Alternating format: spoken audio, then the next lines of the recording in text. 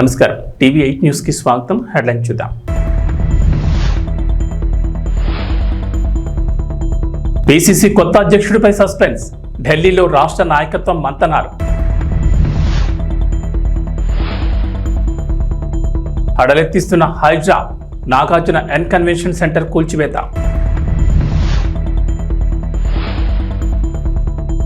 విశాఖపట్నంలో unit mall తొలి విడతగా కేంద్రం నిధుల విడుదల.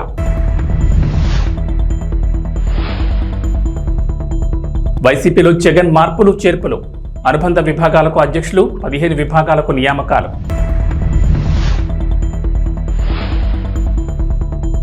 తెలంగాణకు రెయిన్ అలర్ట్. నేడు పలు జిల్లాల్లో భారీ వర్షాలు. ఎల్లో అలర్ట్ జారీ చేసిన అధికారులు. అక్రమ నిర్మాణాల కూల్చివేతతో హాట్ టాపిక్ గా మారిన Hyderabad disaster response and assets monitoring and protection ఎక్కడ తగ్గడం లేదు. ఎవరైతే నాకేంటి అంటూ హైడ్రా అధికారులు కూల్చివేతలు కొనసాగిస్తున్నారు. తాజాగా హైదరాబాద్ మాదాపూర్లోని ఎన్ కన్వెన్షన్ను హైడ్రా అధికారులు కూల్చివేస్తున్నారు.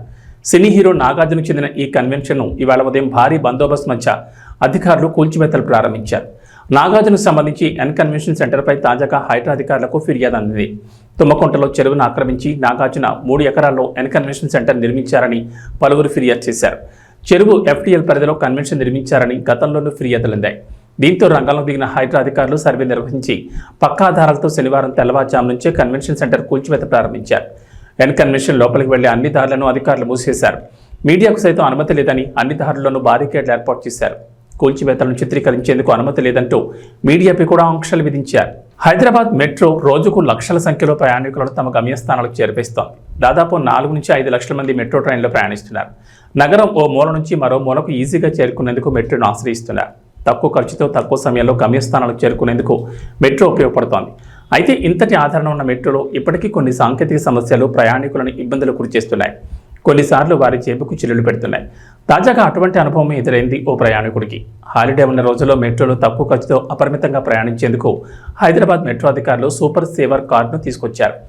59 రూపాయలు రీఛార్జ్ చేసుకుంటే నగరమంతా మెట్రో రూట్లలో అపరిమితంగా తిరగవచ్చు.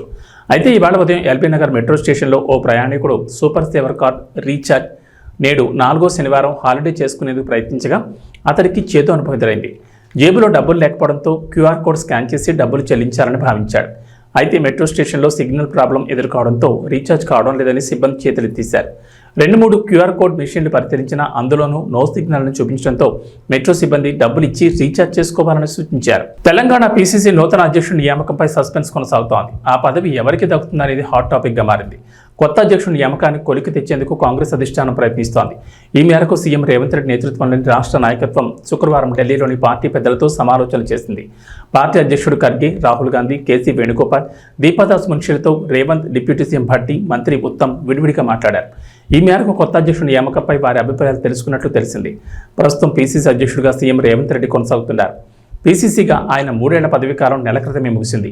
దీంతో కొత్త అధ్యక్షుడి ఎంపిక అనివార్యమైంది. PCC రేసులో చాలా మంది నేతలు ఉన్నారు. దీంతో సామాజిక అంశాలను పరిగణలోకి తీసుకుని PCC అధ్యక్షుడిని ఎంపిక చేయాలని భావిస్తున్నారు. ప్రస్తుతం రెడ్డి వర్గానికి చెందిన రేవంత్ సీఎంగా ఉండగా మరో బలమైన సామాజిక వర్గానికి ఆ పదవిని కేటాయించనున్నట్లు సమాచారం. ఏపీలో వాలంటీర్లకు శుభవార్త చెప్పింది ప్రభుత్వం. వాలంటీర్ వ్యవస్థ రద్దు చేసే ఆలోచన ప్రభుత్వానికి లేదని గ్రామ వార్డు వాలంటీర్లు సచివాలయాల శాఖ సంచాలకులు M. శివప్రసాద్ స్పష్టం చేశారు. సాంకేతిక కారణాల వల్ల వారి గౌరవ వేతనాలు 2 నెలల నుంచి బకాయిలు పడ్డాయని తెలిపారు. ఆ బకాయిల్ని విడుదల చేయమని ఆర్థిక శాఖకు నివేదికలు కూడా పంపామన్నారు. త్వరలో జరిగే కేబినెట్ సమావేశంలో ఈ అంశం ఆమోదించే అవకాశం ఉందని, వాలంటీర్లలో అత్యధికులు విద్యాధికులు కావడంతో వారిని మరింత ఉన్నత స్థానంలో తీసుకునేలా ప్రభుత్వం ప్రణాళికలు రూపొందిస్తుందన్నారు. అంతేకాదు వాలంటీర్లకు స్కిల్ డెవలప్మెంట్ శిక్షణ కూడా ఇవ్వనుందని, గౌరవ వేతనం పెంపు తదితర అంశాలపై పరిశీలిస్తుందన్నారు. వాలంటీర్ల వ్యవస్థ కొనసాగింపు, ఇతర అంశాలపై అనవసర అపోహలు వద్దన్నారు శివప్రసాద్. సచివాలయ వ్యవస్థ ఉంటుందని, వాలంటీర్లను తొలగించబోమని అన్నారు. ప్రజా ప్రయత్నాల కోసం వాలంటీర్ల వ్యవస్థ ఏర్పాటు చేశారని, వారి ఉద్యోగ భద్రతకు ఎలాంటి ఇబ్బంది లేదన్నారు శివప్రసాద్. విశాఖ వాసులకు కేంద్రం గుడ్ న్యూస్ చెప్పింది. నగరంలో ఫేమస్ మాల్ ఏర్పాటు కాబోతోంది. కేంద్రం దేశవ్యాప్తంగా చేనేత హస్తకళను ప్రోత్సహించేందుకు మంజూరు చేసిన యూనిట్ మాల్ నగరంలోని మధురవాడలో ఏర్పాటు చేస్తారు. రాష్ట్ర ప్రభుత్వం మాల్ నిర్మాణానికి వేగం పెంచింది. ఇప్పటికే DPR సిద్ధం చేయగా ఇప్పటికే జ్యుడిషియల్ ప్రివ్యూను పూర్తి చేసి టెండర్ ప్రక్రియను ప్రారంభించారు. ఈ మాల్ను మొత్తం 172 కోట్లతో నిర్మిస్తారు. అయితే ఇప్పటికే తొలి విడతగా 86 కోట్లను కేంద్రం మంజూరు చేసింది. మాల్ నిర్మాణానికి నిధులు సింగిల్ నోడల్ అకౌంట్లో జమ చేస్తారు. ఈ మాల్ ప్రాజెక్టును 2 ఏళ్లలో పూర్తి చేయాల్సి ఉంటుంది. వచ్చే ఏడాది మార్చి లేదా ఏప్రిల్ నెలలో మిగిలిన నిధుల్ని కేంద్రం విడుదల చేయనుంది. ఈ నిధుల్ని 50 ఏళ్ల కాలానికి వడ్డీ లేని రుణంగా కేంద్రం అందజేస్తోంది. మధురవాడలో నిర్మించే ఈ మాల్ ఋషికొండ బీచ్కు 5 కిలోమీటర్ల దూరంలో ఉంటుంది. దీన్ని సముద్రపు ఒడ్డున 5 ఎకరాల్లో G+4 తరహాలో నిర్మించేందుకు డిజైన్ సిద్ధం చేశారు. ఈ మాల్ను కొండ ఏటవాలు ప్రాంతంలో సముద్రాన్ని ఆనుకు నిర్మించేలా ప్లాన్ చేశారు. వైఎస్ఆర్సీపీ అధినేత వైఎస్ జగన్మోహన్ రెడ్డి పార్టీలో ప్రక్షాళన మొదలుపెట్టారు. తాజాగా మరోసారి మార్పులు చేర్పులు చేశారు. పార్టీకి సంబంధించిన అనుబంధ విభాగాలకు రాష్ట్ర అధ్యక్షులను నియమించారు. వైఎస్ఆర్సీపీ రైతు, మహిళా, మైనార్టీ, న్యాయ, గ్రీవెన్స్ విభాగాల అధ్యక్షులను నియమించారు. ఈ పదవుల్లో ప్రస్తుతం ఉన్నవారినే కొనసాగిస్తున్నారు. వైఎస్ఆర్సీపీ రైతు విభాగం అధ్యక్షుడిగా ఎంవీఎస్ నాగిరెడ్డి, వైఎస్ఆర్సీపీ రాష్ట్ర మహిళా విభాగం అధ్యక్షురాలిగా MLC Varudu Kalyani, YSRCP minority cell అధ్యక్షుడిగా ఖాదర్ బాషా, వైఎస్ఆర్సీపీ లీగల్ సెల్ అధ్యక్షుడిగా మనోహర్ రెడ్డి, వైఎస్ఆర్సీపీ గ్రీవెన్స్ విభాగం అధ్యక్షుడిగా నారాయణమూర్తిని కొనసాగించారు. వైఎస్ఆర్సీపీ ట్రేడ్ యూనియన్ అధ్యక్షుడిగా పూనూరు గౌతమ్ రెడ్డికి మళ్లీ బాధ్యతలను అప్పగించారు వైఎస్ జగన్. ఇతర విభాగాలకు సంబంధించిన వివరాలు ఇలా ఉన్నాయి. వైఎస్ఆర్సీపీ ఎస్టీ సెల్ అధ్యక్షుడిగా ఎమ్మెల్యే విశ్వేశ్వరరాజు, వైఎస్ఆర్సీపీ పంచాయతీరాజ్ విభాగం అధ్యక్షుడిగా వెన్నపోస్ రవీంద్రారెడ్డి, వైఎస్ఆర్సీపీ మున్సిపల్ విభాగం అధ్యక్షుడిగా రేపాల శ్రీనివాస్, వైఎస్ఆర్సీపీ వాలంటీర్ విభాగం అధ్యక్షుడిగా నాగార్జున యాదవ్, వైఎస్ఆర్సీపీ ట్రేడ్ యూనియన్ అధ్యక్షుడిగా గౌతమ్ రెడ్డిని నియమించారు. మరి మధ్యాహ్నం 2:20 ఈ ఘటన జరిగితే 2 గంటల ప్రాంతంలో ఈ ఘటన జరిగితే ఈ ఘటనకు సంబంధించి జరిగిన వివరాలను ఒక్కసారి గమనిస్తే ఈ ఘటనలో ప్రభుత్వం స్పందించకూడదు అన్న తాపత్రయము ఎక్కువగా కనిపిస్తూ ఉంది. ప్రభుత్వం 17 మంది చనిపోతే ఈ ప్రభుత్వం మొట్టమొదటిగా సాయంత్రం 4 గంటలకు హోంమంత్రి వచ్చి ప్రెస్ మీట్ను అడ్రస్ చేస్తూ తాను మాట్లాడినప్పుడు కూడా సహాయానికి సంబంధించి పర్యవేక్షించడానికి తాను అనకాపల్లికి వెళ్తున్నాను అన్న మాటలు వాళ్ళ నోట్లో నుంచి రాలేదు.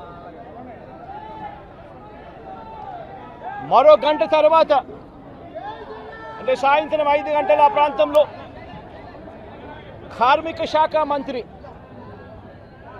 ఎవరి పరిధిలోకి వస్తుందో, ఈ డైరెక్టర్ ఆఫ్ ఫ్యాక్టరీస్ అనేది ఎవరి పరిధిలోకి వస్తుందో, ఈ కార్మిక శాఖ మంత్రి కూడా ప్రెస్ మీట్ పెట్టి ఎంతమంది చనిపోయారో తెలియలేదు అన్నాడు. వివరాలు లేవు అని మాట్లాడతాడు. తాను కూడా హుటాహుటిన అక్కడికి వెళ్ళాలి అనే తాపత్రయం కూడా చూపించడు.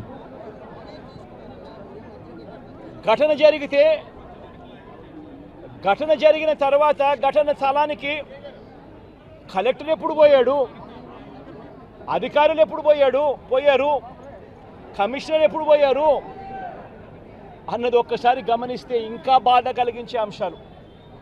అధికార పార్టీకి సంబంధించిన నాయకులు ఎప్పుడు పోయారు అని చూస్తే ఇంకా బాధ కలిగించే అంశాలు.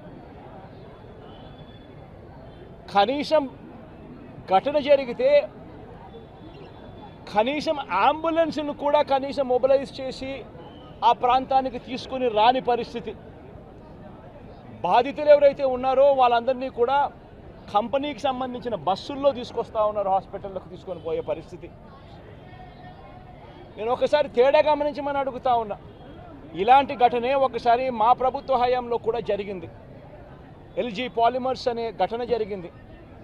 కోవిడ్ మహమ్మారి ఉన్న సమయం అది. మేలో జరిగింది. మే 2020 ప్రాంతంలో జరిగింది. ఒకవైపున కోవిడ్ మహమ్మారి ఉన్నప్పటికీ కూడా ప్రభుత్వం ఎలా పలికింది, ఎలా స్పందించింది అని ఒక్కసారి కంపారిజన్ చేయాలి. ఆ ఘటన తెల్లవారుజామున రాత్రి 3:40 తెల్లవారుజామున 3:40కి ఆ ఘటన జరిగితే తెల్లవారుజామున 3:40కి ఆ ఘటన జరిగింది. పట్టపగలు కాదు. జరిగితే 5 గంటల కల్లా కలెక్టర్ స్పాట్లోకి వెళ్ళాడు, కమిషనర్ స్పాట్లోకి వెళ్ళాడు. అంబులెన్స్ని అప్పటికే ముమ్మరంగా మోహరించేసాయి.